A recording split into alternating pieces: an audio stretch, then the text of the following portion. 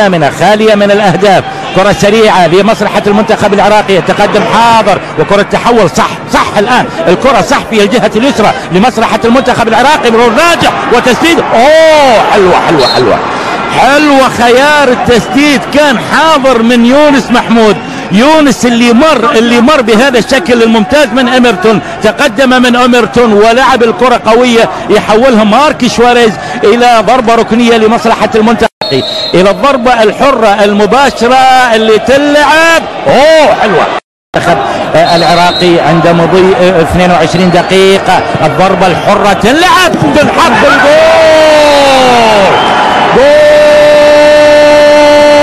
أول صالح سدير مباشرة يحول الكرة رأسية ويسجل أول أهداف العراق. لاحظ مرة أخرى، لاحظ حلوة اللقطة، حلوة اللعبة عالية ملعوبة، انطلاقة صالح سدير، وبالتالي صالح يصل إلى مرمى المباراة.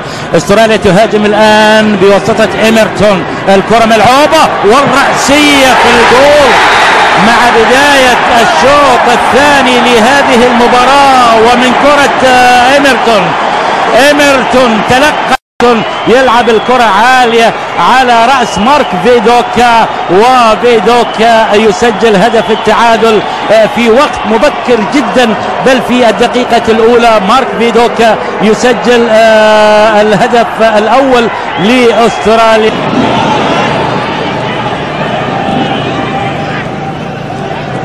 مرة أخرى المنتخب العراقي، انفراد الآن، حط الجول،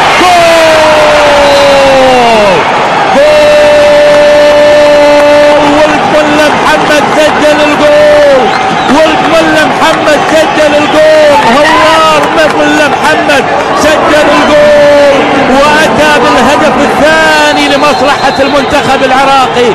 هوار ملا محمد، ولد ملا محمد، سجل الهدف الثاني للعراق. طلب الكرة جميل، استقبال جميل، الكرة لاحظ وتابع وشوف الكرة بينية جميلة متقنة، حلوة اللقطة، حلوة يا نشأت، طلب الكرة جميل، وبالتالي وصلت مباشرة إلى هوار، بالقدم اليمنى مر وبالقدم اليسرى حطها وذهب للكاميرا العراقي. مرة أخرى يعني ما يعرفون عمان، طبعا المباراة تلك انتهت الى التعادل. هنا هوار، يا سلام، ما مرت طريقة التايلاندية، لكن لاحظ الكرة الرائعة والجميلة وقراءة تقدم مارك شواريز، وبالتالي هوار ملا محمد وفي خطأ الآن. المرور ناجح وكرة الحاق، جول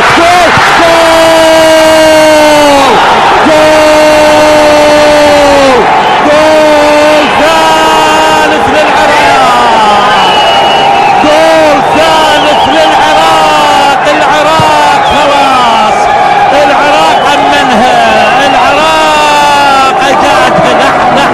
لاحظ الهفوة الدفاعية من مدافع المنتخب الاسرائيلي، لكن لاحظ التعامل المثالي. اصطدت الكرة في المدافع وتهيأت بعد ذلك إلى لاعب المنتخب العراقي، ولاعب المنتخب العراقي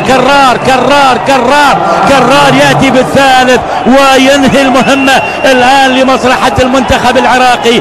الله يا هوار، الله يا كرار، الله يا نشأت، الله يا أبناء الرافدين. الآن 3 أهداف. ومرة أخرى العراق ومرور رابع، ضاعت من يونس محمود. كان ممكن جدا أن يصل إلى مرمى المنتخب الأسترالي للمرة الرابعة. المرة شوف وخلاص الثالث يعني أمن النتيجة. وأصبحنا الآن في آخر دقيقتين الوقت الأصلي للشوط